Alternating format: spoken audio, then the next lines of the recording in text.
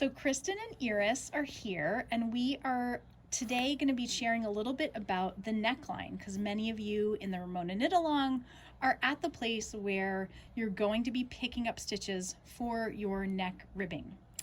We're looking at my cardigan here, and so you can see we're looking kind of at the neck opening from above.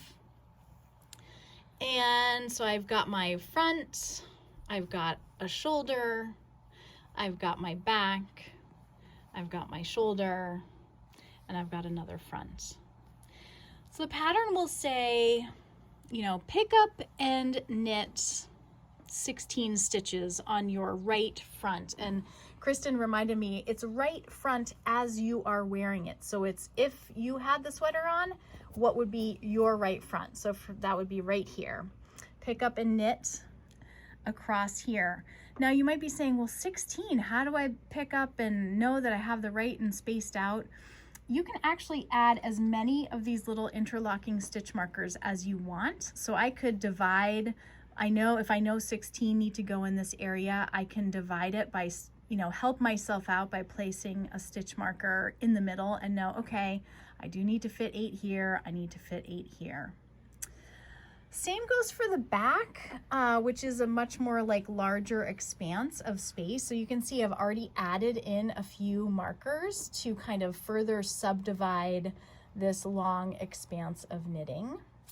But feel free to add as many interlocking stitch markers as you need to feel confident that you are knowing how many to pick up in each section. I'm looking at Tracy's beautiful Ramona pullover right now that she's knit in Kathmandu, and I wanted to talk a little bit about picking up neck stitches on the pullover. Tracy created a really awesome graphic for herself at the point in the pattern where it's talking about the neck ribbing, and it's saying pick up and knit X number of stitches along the back neck, then X number of stitches across the left shoulder, etc. And the part that seemed extra tricky was this idea about the slope. And that's this part where it's starting to slope towards the front of the neck and then slope back up towards the shoulder. Tracy wants me to add that she's actually going to redo her neck because she didn't go down a needle size. So that's just a small aside. This is the graphic that Tracy made, or the one that I redrew based on Tracy's model. So she starts over here, and the directions say to pick up and knit, and for her sweater it was 30 stitches across the back. Then pick up and knit 10 shoulder stitches.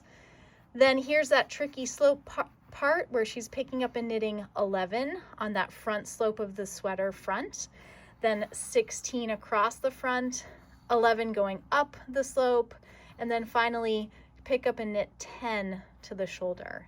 So I thought it was an awesome graphic to explain that process. And if you need a visual like this for you to understand where you're at, I think this is a really good overview of what you're going to be doing when you're picking up for the neck.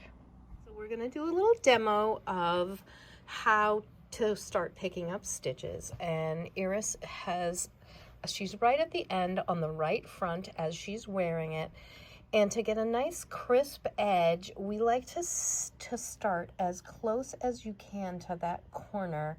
So she is going right in there. And picking up stitches, really, it's simple. People are so scared of it, but you're just picking up a little spot and knitting a stitch right in there. And If I can do it. So you're just picking up a stitch and knitting it right in there, and boom, there we have one stitch started. And as she said, she has to pick up 16 stitches here, and the markers can help you, but some people don't need them. It just depends on what type of a knitter you are and how you visually see that. And I'll just add that this part at the beginning, it's a little wonky, right? Like you're probably looking at this going, oh my God, Iris, you've got this hole, that looks terrible. If it's something that's gonna bother me later, I will fix it after I get my ribbing in. But for now, I am not worried about it. But just so you can see, if I'm holding this edge up, I'm kind of always going through just more than one. So I've got like 2 bars of that edging, and then I'm picking up and knitting in a not so elegant way right there. But again, I'm not worrying about that hole right now. If I do worry about it later, I can fix it later. But for now, the main point is I don't want to have too much extra bulk back here. And so that to me looks correct. And if I am bothered by how this looks later, I'll fix it. Chances are I won't even notice it at the end. Agreed. It can feel very noticeable when you are knitting it and like the holes are giant and how could you ever wear such a thing.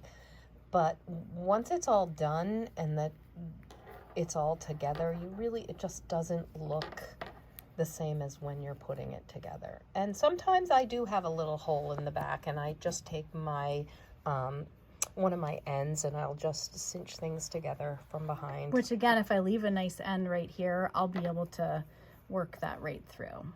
Right. So that's as simple as it is. And thanks for watching, and please like and subscribe.